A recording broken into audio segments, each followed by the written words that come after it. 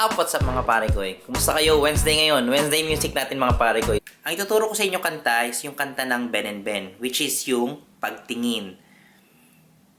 Ang tuning natin ay standard tuning. So, E, A, D, G, B, E. No need for capo on this one. So, first is verse.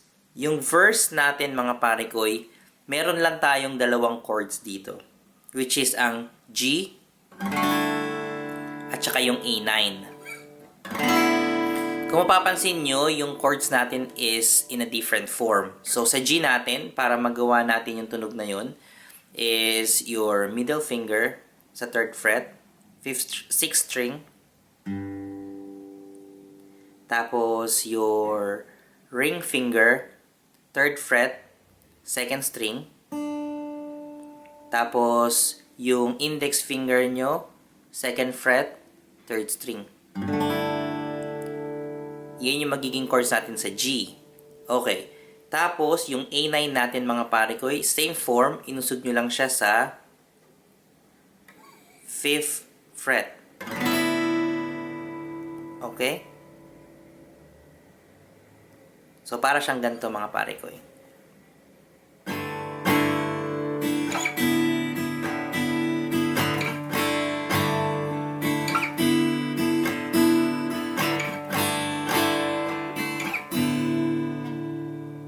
Okay. So, pag kinanta natin siya, ganito. Dami bang gustong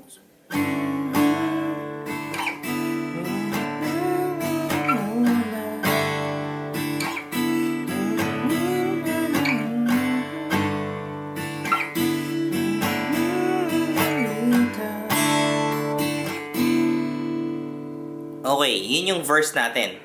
Pagdating natin sa refrain, ang mag-change tayo ng chords. So, ang chords na natin sa refrain ay G and D major 7. Okay? So, para siyang ganito.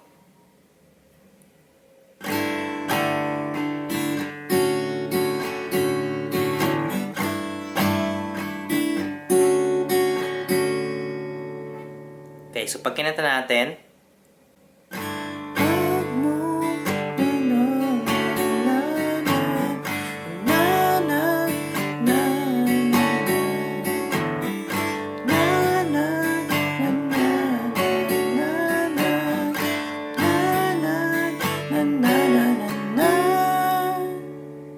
okay. So, after nun, diretso tayo ng chorus mga pare ko. Sa chorus niya, meron tayong 4 na chords. So, G, same form, D major 7, B minor, and A. Okay, so sa B minor natin, iba yung form niya sa regular na B minor. So, ang form niya ay 2nd fret, index finger, 5th string, middle finger, 2nd fret, 3rd string, ring finger, 3rd fret, 2nd string. Yan ang B minor natin mga pare ko. Tapos, ang susunod is yung A. So, ang gagawin lang natin, sa form na to, kukunin mo lang yung index finger mo, ilalagay mo siya sa 3rd fret, 4th string. Yan, ganyan na magiging tunog niya. So, parang binaba nyo lang ito mga pare ko. Okay, so pag kinanta natin,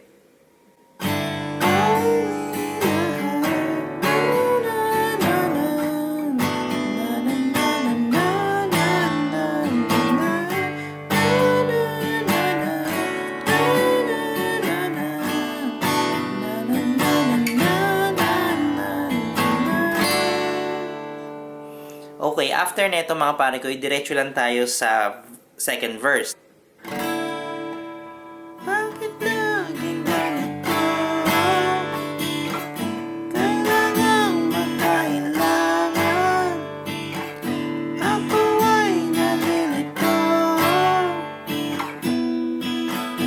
And then refrain.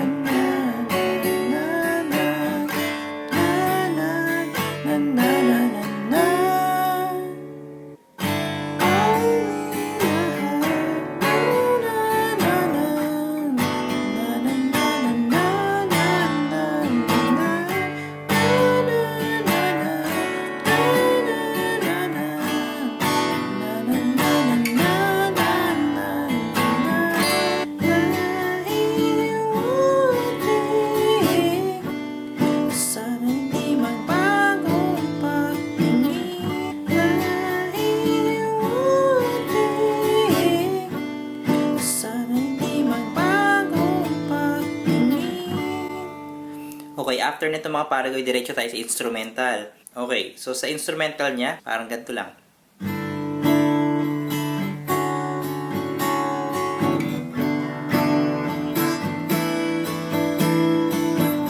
Tapos, diretso tayo ng bridge. Tapos, end up tayo ng chorus again, pero itatranspose natin siya sa higher chords. Ang chords natin dito sa bridge ay A, E, A, tapos E. Transition na to dun sa higher chords natin pagdating sa chorus. So, para siyang ganito. Na na na na na na na na na na na kung trip lang naman di na lang na na na na na na na na na na na na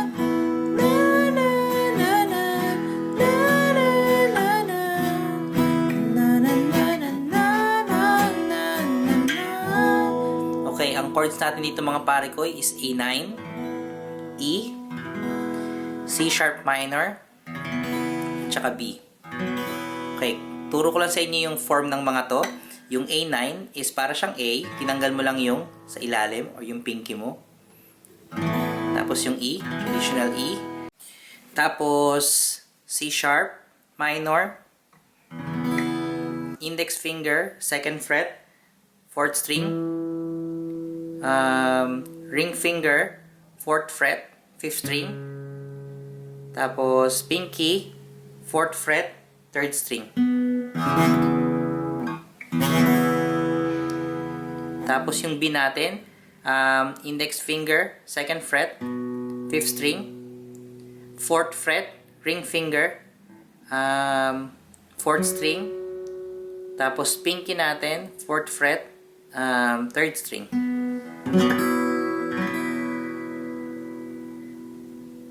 Okay, so para siyang ganito.